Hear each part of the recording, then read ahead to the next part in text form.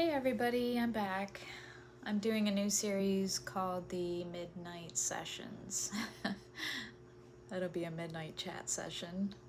So I'm doing it a little early so that I can post it at midnight. But hopefully, if everything works out, I am doing a I want to do talks about how we are having troubles connecting with each other in society and what we can do instead. So, I was thinking I could focus on things that we do that push people away, and so that we can try not to do those things and gently remind people, hey, you're doing this thing that I don't like, because a lot of us forget, and because we're not perfect.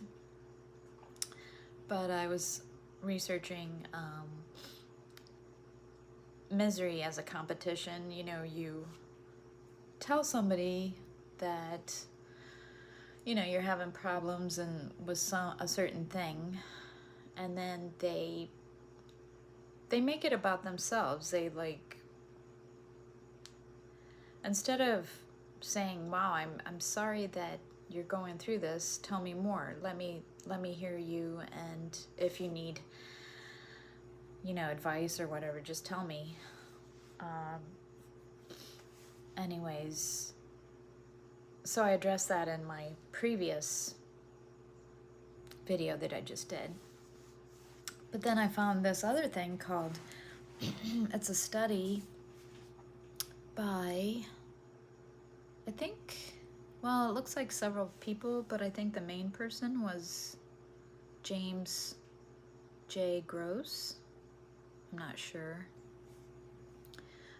I'll put a link, but you can download this, and I thought it was very interesting in light of what's happening in the financial world, and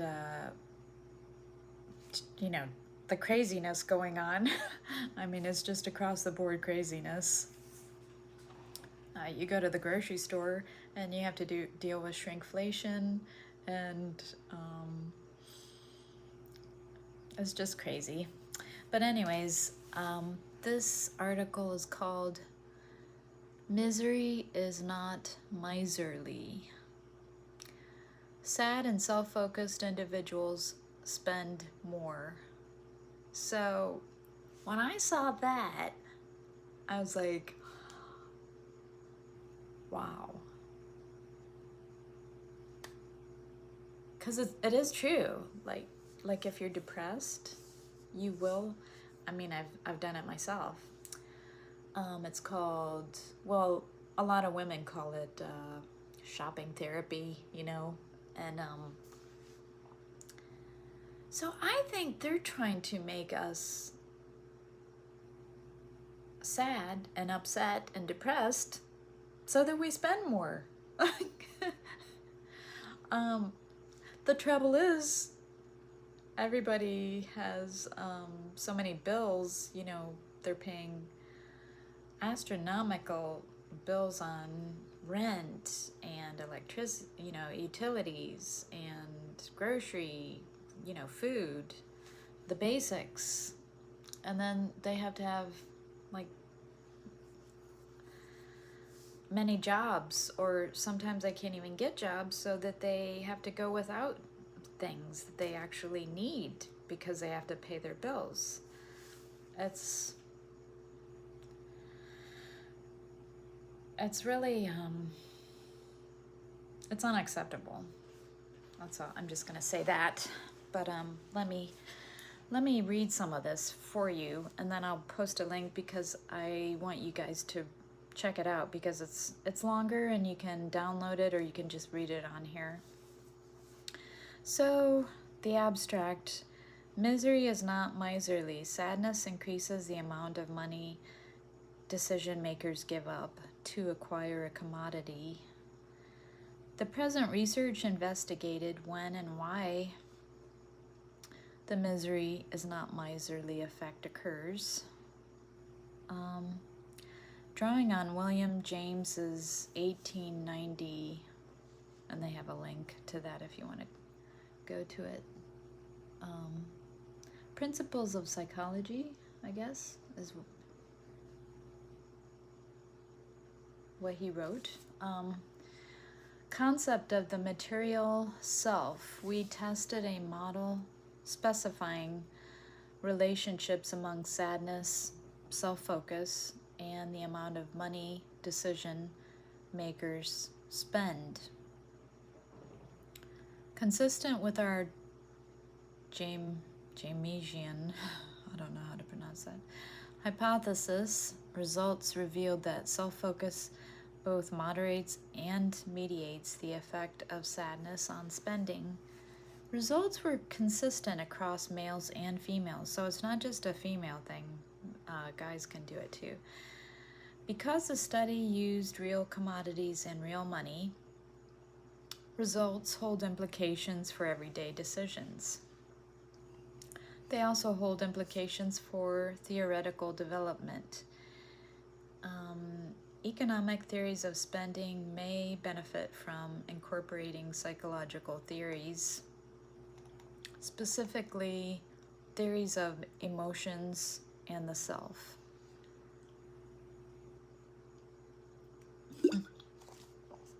My throat gets so dry, as you probably know. Keywords are emotion, sadness, self-focus, decision-making, choice, behavioral economics. So this is so pertinent to the times we're living in, and gosh, it's crazy. So here's a quote from William James, and it's from his book Principles of Psychology, and he wrote it in 1890, and this is on page 291. A man's self is the sum total of all that he can, and that's capital C-A-N capitalized, can call his. Not only his body and his psychic powers, but his clothes and his house, his lands and his horses and yacht and bank account. All these things give him the same emotions.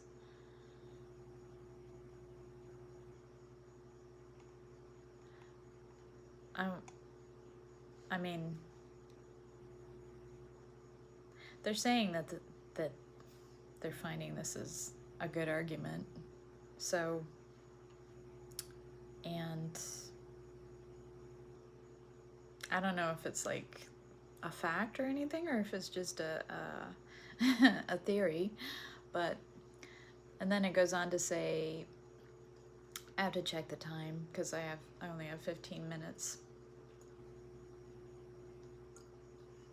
So I keep on I need to, make more videos in order to get over that hump of, 15 minutes so I can make longer videos. So since William James's classic work in 1890, the self has been regarded as one of the most important concepts in psychology. A survey of psychology articles from 1974 through 1993 found over 31,000 articles that addressed the self, and that's Ashmore and Jewson, 1997. They wrote toward a second century of the scientific analysis of self and identity. And then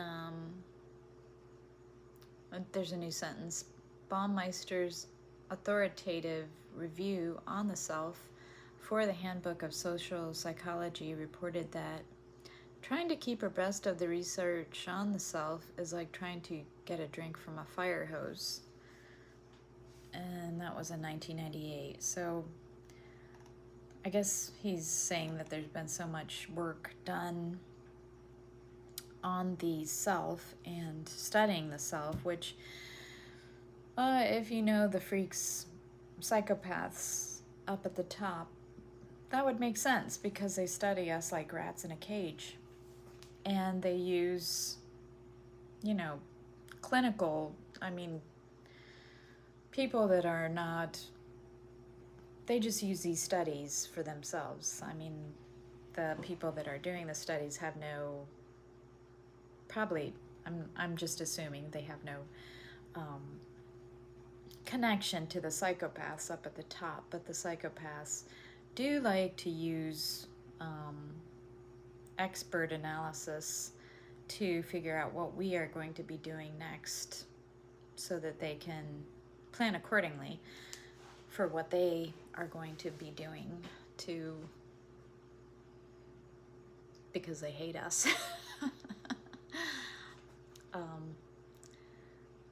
So, despite the central role that theories of the self play in psychology, the rapidly emerging field of behavioral economics, the application of psychological insights to economics has had relatively few contributions drawing on theories of the self. Exceptions include Babcock and Loewenstein, 1997, Began. Oh, I like him. No, I guess it's a different person, I think. I don't know. Well, they have little links, you can look them up as you read along. They're just, there's like a long list of different people that they link to in this sentence. I'm not going to name them all, so you can you can check them out if you want. The lack of empirical work connecting the self to economic choices exists, even though William James 1890 posited over a century ago that material goods play a crucial role in defining the self. Indeed, James held that losing material possessions has an influence so strong that it results in a sense of shrinkage of our personality, a partial conversion of ourselves to nothingness. I knew it. I knew it because I was like, I didn't know the right words to say, because people with autism have this thing called, I need to look it up. Hold on. Oops.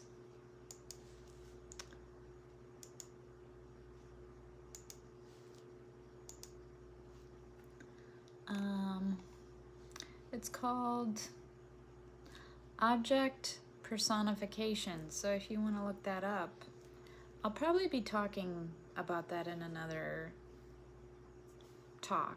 So anyway, that just is mind-blowing because I knew that there's something to this.